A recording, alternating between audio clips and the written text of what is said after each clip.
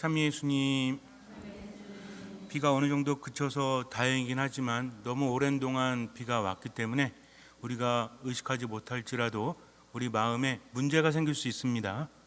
그래서 이럴 때일수록 빛을 많이 받을 수 있도록, 비록 태양은 잘 보이지 않지만 마음의 빛, 영혼의 빛, 바로 하느님의 말씀이죠. 말씀이 사람이 되셔서 우리와 함께 사셨다. 그리고 빛으로서 세상에 오셔서 어둠을 비추셨다는 거죠.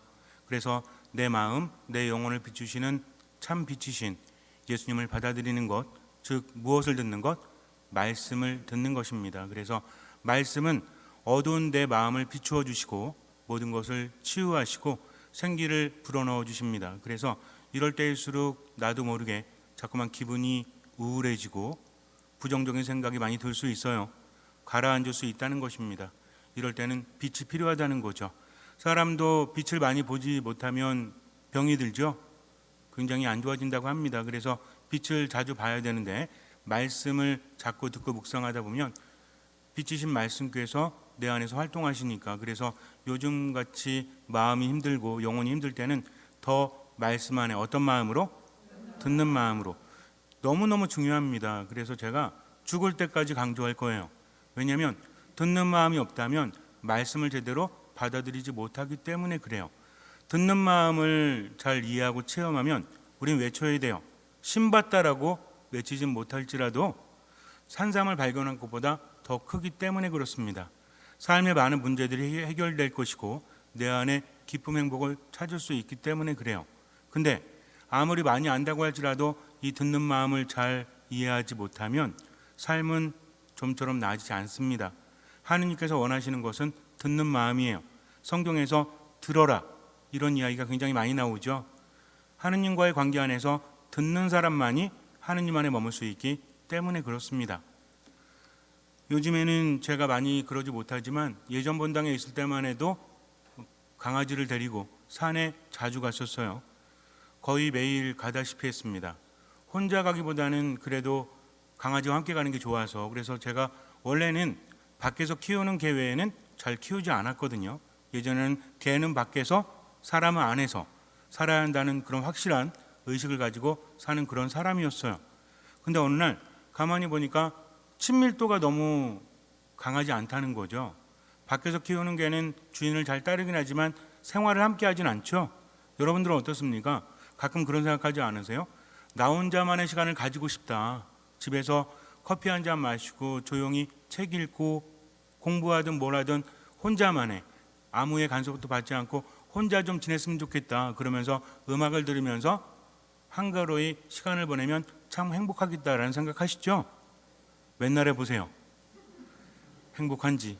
혼자 있다는 것은 가끔은 좀 뭔가 이렇게 번잡하고 힘드니까 그렇게 생각하시겠지만 늘 혼자 있다는 것은 힘들어요. 특히 밤에 깼을 때 좀 뭔가 이렇게 좀 몸이 힘들거나 그럴 때도 누군가 옆에 있다는 것은 커다란 위안이 됩니다. 그래서 조금은 지겹고 힘드시더라도 옆에 있는 왼수, 또 옆에 있는 가족들이 여러분들에게는 커다란 위안이 된다는 거 알아두세요. 저도 그렇습니다. 자다가 이렇게 눈을 떠보면 누가 옆에 누워 있어요. 강아지가 누워 있습니다. 저를 쳐다보고 있어요. 깜짝 놀래요. 그래도 위안이 되기 때문에. 저를 아는 그런 분들은 깜짝 놀래요. 제가 강아지를 그렇게 키우고 함께 산다고 하니까. 요즘에는 훈련이 잘 되어서 풀어놓고 지는 지대로 저는 저대로 살아갑니다. 어쨌든 산에 갈 때도 밤에 갈 때도 새벽에 갈 때도 낮에 갈 때도 혼자가 아니었다는 거죠. 근데 얘는요 되게 웃기는 게 가끔씩 얼른 뛰어가서 뭘 물어봅니다. 제가 이렇게 목줄을 가지고 다니다가 밤이나 아니면 사람이 없을 때는 풀어놓거든요. 마음껏 뛰어가라고. 그런데 얘가 어느 날 하드 있죠. 하드 아이스크림 스틱형으로 된 거 먹고 나서 나무 있죠. 나무 아이스크림 다 먹은 채 그 나무 막대기가 있지 않습니까? 이거를 사람들이 풀숲에 버리는 거예요. 얘는 그걸 기가 막히게 찾아옵니다. 신기하지 않아요? 잘 찾아와서 칭찬을 해줬습니다. 그 다음부터 계속 찾아와요. 이런 생각을 했어요. 아니 어떻게 저기 보이지? 사람들은 참 안 보이는 곳에 별의 벽을 다 버리는구나. 얘는 한번 칭찬을 받으니까 계속 가지고 오는 거죠.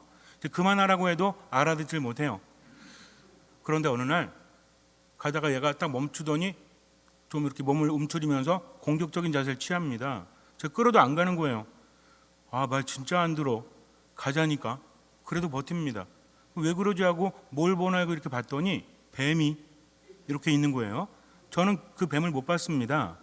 얘는 본 거죠. 아무 생각 없이 제가 갔으면 어떤 일이 벌어질지 알 수가 없어요. 하지만 얘 때문에 뱀이 있는 거 알았죠. 그래서 스틱 가지고 이렇게 툭툭 쳤더니 도망가더라고요. 그때 알았습니다. 나는 못 보는 것을 얘는 보는구나. 왜 봅니까? 눈이 좋아서? 아무리 눈이 좋아도 자세가 높으면 보이지 않기 때문에 그래요. 우리 머리에 어디 있죠? 가끔 그런 생각을 합니다. 산길 같은 데 갈 때 머리를 띄워가지고 밑에다 이렇게 하면서 말도 안 되지만 그 많은 것들이 보이지 않을까? 그렇지 않아요? 가끔 저 멀리 뒤에도 이렇게 봐야 될 때 이렇게 손에 들고 좀 갑자기 호러가 되는 기분인데 어쨌든 근데 잘 보지 못합니다. 밑에만 잘 봐도 얼마나 좋을까라는 생각을 해요. 우리나라는 그렇게 큰 위험이 없지만 아프리카에 사는 신부님들 이야기 들어보면 그렇습니다. 뱀에 물려 죽거나 그런 경우가 많대요. 그래서 산길 갈 때는 밑에를 주시한다고 해요. 근데 위에서 바라보는 것과 밑에서 바라보는 게 다르죠. 그래서 낮게 바라본다는 것은 많은 위험을 피하게 만든다는 거죠. 우리가 육적으로는 그럴 수 없지만 영적으로 그래야 됩니다. 겸손을 강조하시는 이유가 무엇일까요? 예수님께서는 끊임없이 겸손을 강조하십니다. 그렇다면 겸손이 우리에게 무엇을 주죠? 신앙이 없는 분들도 겸손을 강조하죠. 겸손한 사람은 위험하지 않고 겸손한 사람은 많은 것을 얻을 수 있다. 뭐하고 비교해서 말하죠? 교만과 비교해서 말을 합니다. 살다 보면 교만할 때가 있고 겸손할 때가 있어요. 겸손은 무엇입니까? 위험을 피해가게 만든다는 것이죠. 그래서 겸손한 사람은 어디 가서도 많은 것을 얻죠. 최소한 미움은 안 당하지 않습니까? 어떤 사람이 미움 당하죠? 잘난 체 하는 사람, 교만한 사람, 가르치려고 하는 사람. 이런 사람은 좋아하는 사람이 별로 없어요. 근데 겸손한 사람은 어때요? 좋아하는 사람이 많죠? 그래서 어디 가나 겸손한 사람이 되고 싶다고 생각은 하죠. 근데 쉬워요? 안 쉽습니다. 왜? 보는 것과 대보는 건 다르기 때문에 그래요. 분명히 겸손한 사람은 얻는 것이 많다, 위험을 피해간다 알지만 내가 겸손하려고 노력하니까 어때요? 나를 무시하고 나를 업신여기고 자꾸만 손해보는 것 같고 이런 생각이 든다는 것입니다. 그러니까 겸손해야겠다는 생각을 하고 겸손하면 뭐가 좋은지 알면서도 실제로 겸손한다는 것은 쉽지가 않다는 거죠. 그래서 삶은 더 힘든 거예요. 차라리 그냥 한 가지의 삶을 살아가면 별로 안 힘든데 문제는 뭡니까? 내가 살아가는 것과 내가 살아가야 할 것이 다르다는 것을 내가 알기 때문에 힘들다는 거죠. 그러니 안 힘들게 살려면 어떻게 하면 돼요? 그냥 아무 생각 없이 살면 돼요. 겸손은 개뿔 그냥 살면 되지, 생긴 대로 사는 거 아니야? 라고 살면 됩니다. 근데 이거 돼요? 이것도 안 돼요. 그러니 인생은 뭐예요? 이래도 힘들고 저래도 힘들 수밖에 없어요. 내 느낌대로 살아도 힘들고요, 내 생각대로 사는 것도 힘들어요. 안 되니까. 그리고 이러면 안 된다는 것을 내가 아니까 후회 속에서 힘들다는 거죠. 그렇다면 우리는 어떻게 해야 됩니까? 우리는 겸손하게 살아야 됩니다. 왜? 그게 누구의 말씀이기 때문에? 하느님의 말씀이기 때문에 그래요. 우리가 하느님을 섬기는 이유는 무엇입니까? 그분은 나를 나보다 더 잘 아신다, 나를 나보다 더 사랑하신다, 나에게 좋은 것을 주신다는 거죠. 예수님께서 비유로 말씀하실 때 어떤 사람이 양 100마리 중에서 한 마리를 잃어버리게 되면 99마리를 내버려 둔 채 한 마리를 찾아 나선다고 합니다. 우린 잘 생각해야 됩니다. 밤이 되면 잃어버린 양은 죽을 수밖에 없다라는 것이죠. 아무리 힘센 양도 밤을 안전하게 세울 수 없어요. 숨을 데가 없습니다, 광야에서는. 그리고 밤에는 맹수들이 활동하기 때문에 먹을 게 워낙 없어요. 그러니까 양이 길을 잃었다는 것은 더군다나 앞도 안 보이죠. 잘 안 보인다고 했습니다. 어둠입니다. 그러니 죽을 수밖에 없죠. 그래서 지체할 시간이 없어요. 목자는 양을 찾아 나섭니다. 뭘 걸고? 목숨 걸어야 돼요. 왜냐하면 맹수들이 목자라고 해서 봐주지 않습니다. 더군다나 목자는 어떻게 해야 돼요? 소리를 내야 됩니다. 왜냐하면 양이 들어야 되잖아요. 얘가 눈이 나쁘다니까요. 염소는 눈이 좋지만 양들은 눈이 안 좋아요. 뭐에 의지합니까? 귀에 의지한다는 거죠. 이런저런 소리가 들리겠죠. 얼마나 무서워요? 근데 그 와중에 누구의 목소리가 들려요? 목자의 목소리가 들립니다. 양들은 뭘 기가 막히게 알아듣죠? 목자의 음성을 알아들어요. 이 양들이 왜 그럴까요? 앞이 안 보여서 그래요. 들어야만 살 수 있기 때문에 그렇습니다. 양이 착해서 그런 게 아닙니다. 목자의 음성을 알아듣지 못하면 죽어요. 그러니 발전할 수밖에 없죠. 그래서 어쨌든 목자의 음성 기가 막히게 알아듣는데 목자는 목숨을 걸고 양을 찾아 나섭니다. 양은 이에 대해서 응답을 해야 돼요. 그래야만 살 수 있기 때문에 그렇습니다. 이것은 무엇입니까? 하느님의 사랑이라는 거죠. 웬만한 목자는 찾아 나서지 않습니다. 99마리나 있는데 뭐를 한 마리를 찾아요? 더군다나 다른 목자들이 기다리고 있죠. 우리 잘 생각해야 됩니다. 99마리는 그냥 내버려 두고 죽든지 말든지 잃어버린 양만 찾는 게 아닙니다. 99마리는 다른 목자들이 지킨다는 거죠. 목자가 한 명이 아닙니다. 물론 주된 목자는 있겠지만 여러 목자들도 함께 한다는 거죠. 그래서 나머지 목자가 지키는 동안 이 목자는 목숨을 걸고 한 마리 잃어버린 양을 찾는다. 하느님의 계승법은 이렇다는 겁니다. 밀과 가라지의 비유에 대해서도 말씀을 드렸죠. 밀과 가라지도 추수가 끝난 다음에 이리저리 분리하는 게 힘들다고 했죠. 뭐가 더 든다고 했어요? 인건비가 더 듭니다. 그래서 예수님의 비유는 경제적이지 않아요. 왜 그렇습니까? 사랑 때문에 그래요. 하느님은 비경제적일지라도 사랑 때문에 그 일을 하신다는 거죠. 어떤 사람이 아침에 가서 또 점심에 가서 오후에 가서 일꾼들을 구하죠. 그래서 자기 포도밭에 가서 일하라고 하죠. 근데 다 품삯을 똑같이 받죠. 이상하지 않습니까? 아니 오후 늦게 와가지고 1시간 남짓 일한 사람도 하루 종일 일한 사람과 똑같이 받는다는 거죠. 억울한 게 아닙니다. 그만큼 하느님께서는 챙겨주신다는 거죠. 왜냐하면 늦게 온 사람이 1시간 일했다고 한 데나리온을 받지 못하면 그 사람은 하루를 살아갈 수 없기 때문에 그래요. 이 주인은 뭐냐면 맨 처음부터 와서 일한 사람한테 차별을 둔 것이 아니라 살 만큼을 모두에게 주셨다는 거죠. 그 사람이 최선을 다한다면 이게 하느님의 마음이에요. 그래서 우리는 그분을 따릅니다. 그분께 모든 것을 맡기고 판단하지 않는다는 거죠. 여기서 겸손이 나오는 겁니다. 겸손해야 된다는 것은 대부분 사람들이 알아요. 운동에서도 가장 중요한 자세가 어떤 자세인지 아세요? 겸손한 자세입니다. 자세를 낮춰야 돼요. 스키를 타거나 스케이트를 타거나 축구할 때도 마찬가지예요. 옛날에는 우리나라 선수들이 유럽 선수들에 비해서 특히 축구 선수들이 중심이 높았대요.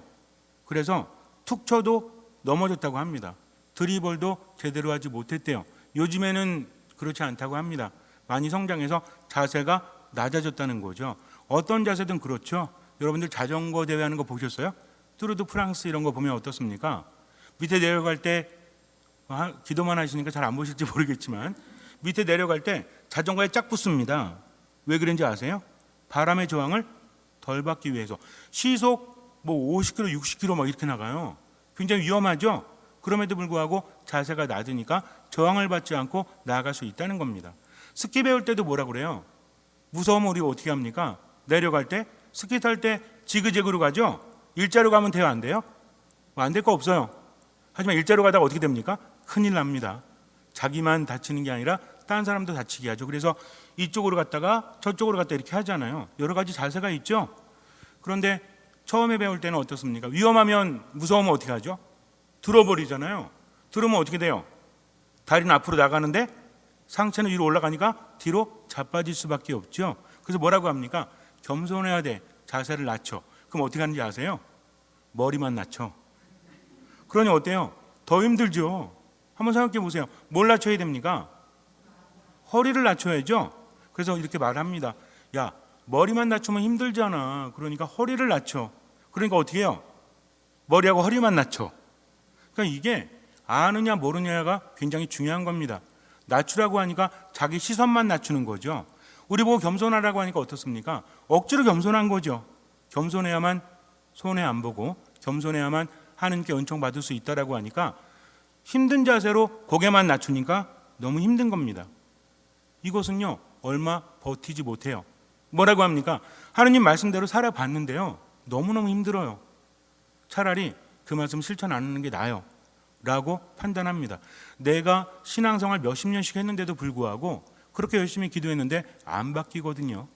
하면서 어쩔 수 없이 하느님 안에 머물지만 참된 기쁨은 누리지 못합니다. 뭐가 문제일까요?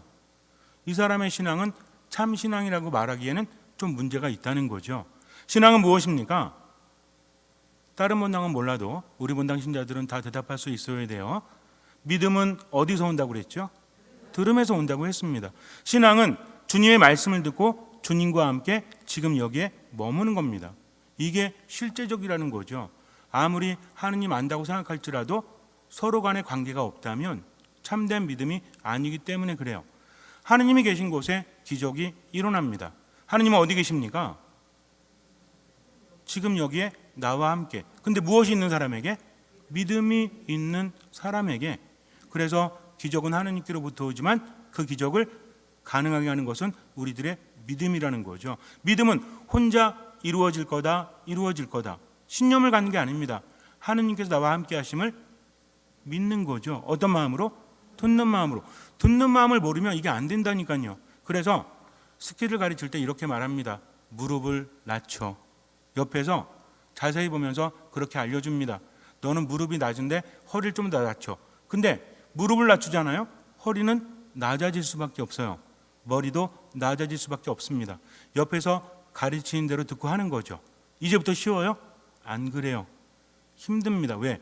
안 쓰는 근육을 쓰기 때문에 좀 가다 자빠져요. 그럼 어떻게 하는지 알아요?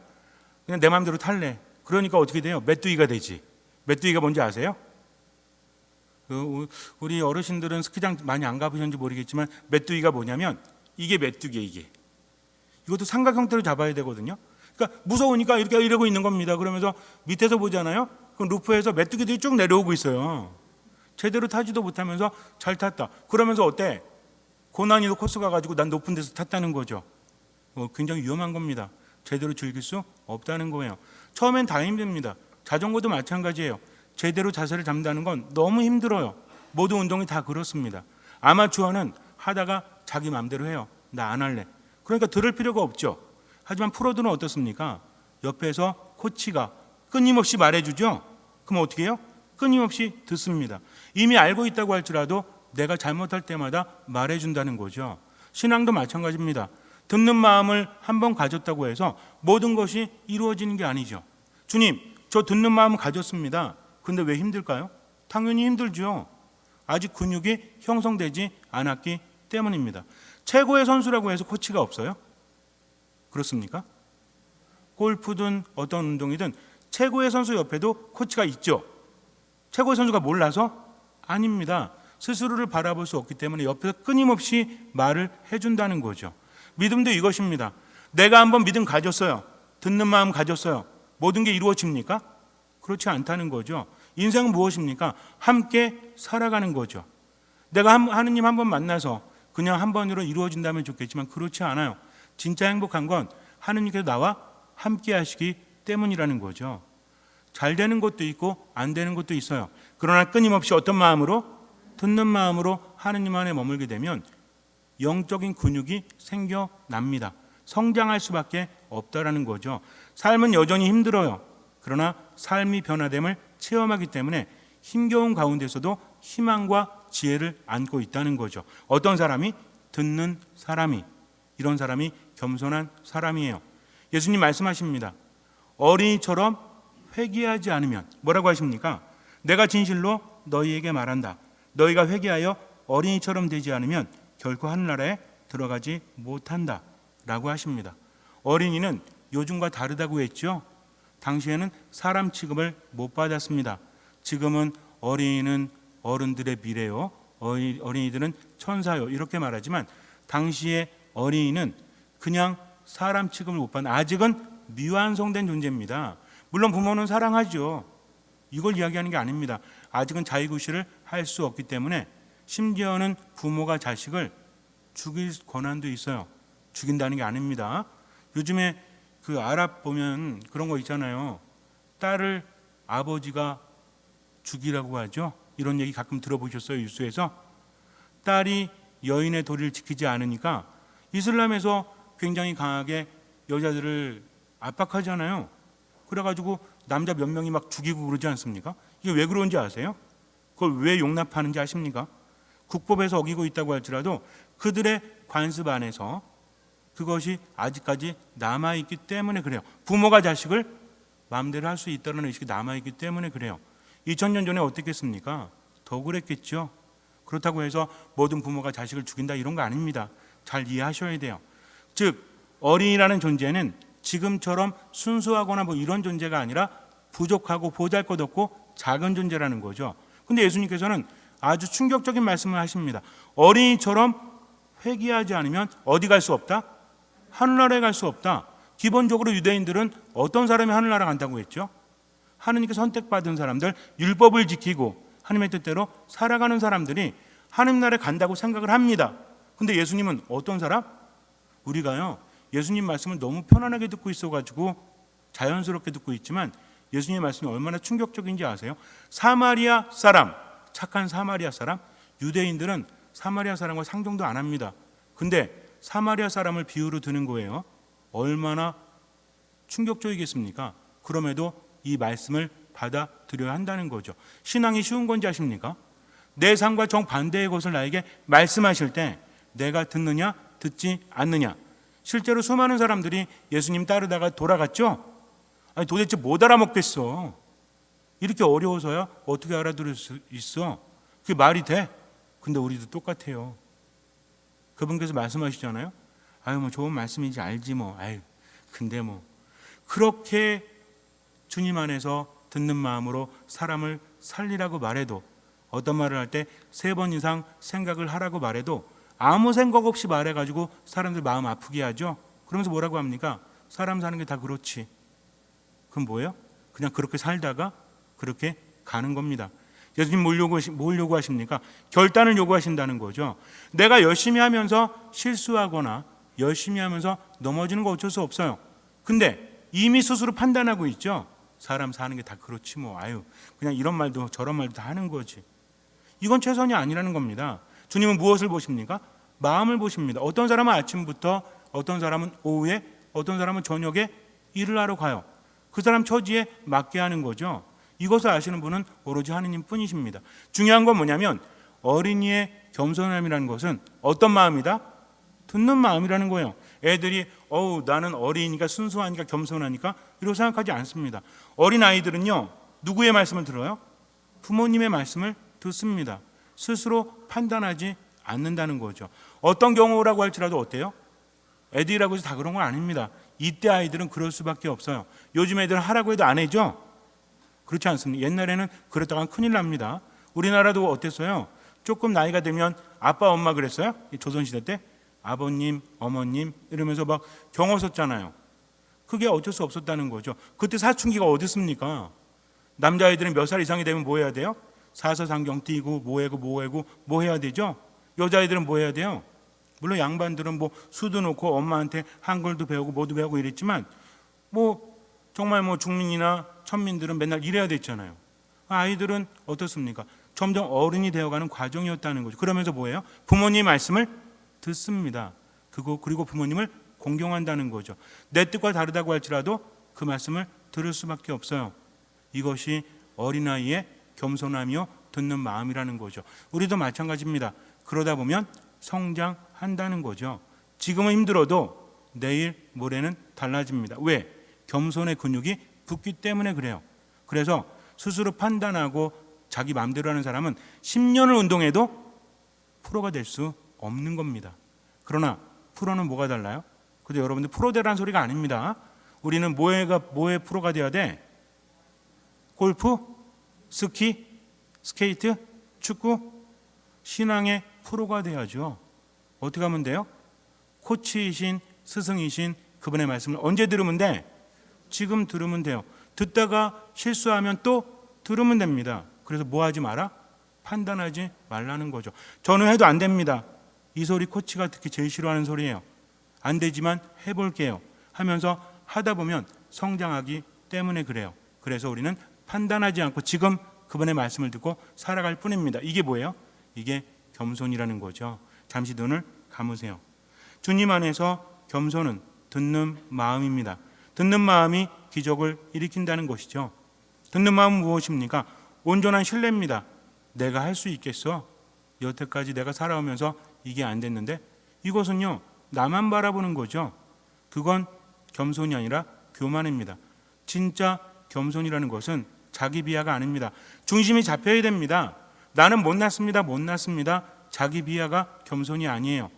중요한 건 중심이 잡힌 상태에서 영적인 근육이 발달해야 한다는 거죠.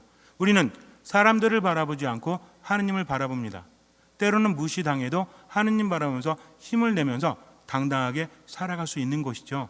그분과 함께하기 때문입니다. 그러니 언제 어디서든 듣는 마음으로 온전히 주님을 신뢰하면서 그 말씀을 실천하기 위해서 최선을 다하십시오.